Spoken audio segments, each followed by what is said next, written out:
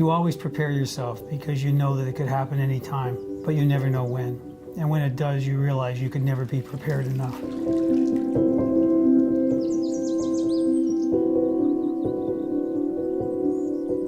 My history with kidney disease really started when I was 8 months old. I was diagnosed with a kidney infection, quite a severe one, but unfortunately wasn't given an antibiotic. And so my kidneys failed when I was 26 years old.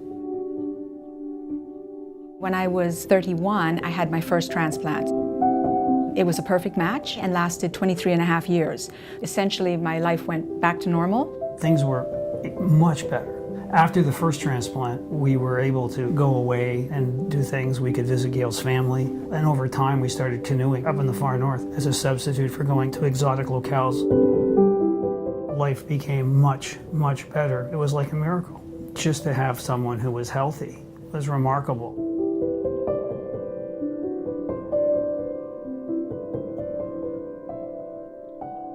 When I found out that the first transplant was failing and that I was facing dialysis again, I was devastated.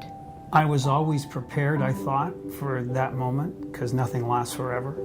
But it was horrible to think of what it was going to be like to go back on dialysis. It was not something that was easy to handle. Being on dialysis consumes your life. I'm a gardener, and normally when I garden, I go out early in the morning and I'm there all day. And when I was on dialysis the second time, a half hour was all I had, and I'd be on the couch all day. That is your life. It becomes your life. Here's my wife who's it was just like they took her life right away. Unfortunately, Gail's story is all too familiar. Often a relatively young person doing and feeling quite well is found to have severe kidney failure, which has a significant impact on their lives. If we compare transplantation and dialysis in terms of quality of life, in terms of ability to re-enter society, to work full-time, and in terms of expected survival, transplantation offers superior outcomes in all of those respects. After being back on dialysis, people started offering me kidneys. They weren't all suitable candidates, but when my sister-in-law Kathy offered me her kidney and it was a match, I got pretty excited about getting my life back again for the second time. Every day, we get closer to a world where transplants are easier, safer, and more likely to succeed. When I first started working with kidney transplant patients in the 70s, the success rate at 1 year was 50%. Now it's close to 95%. With thousands of patients like Gail waiting with their lives on hold, we cannot work fast enough to make this dream a reality.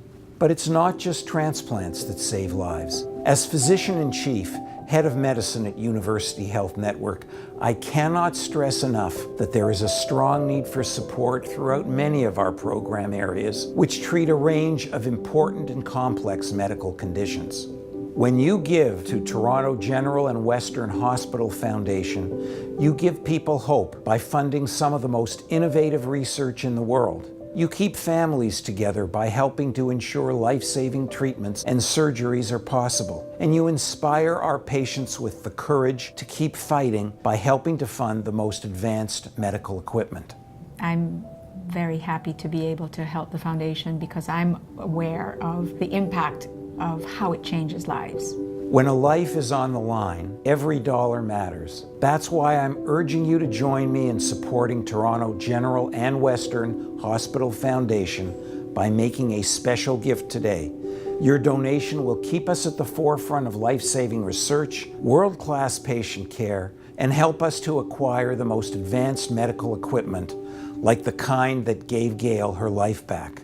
There are cliche words around things like transplantation, and one of them is the gift of life, and it is truly that. It's a gift you could never repay. No, that's for sure. Never.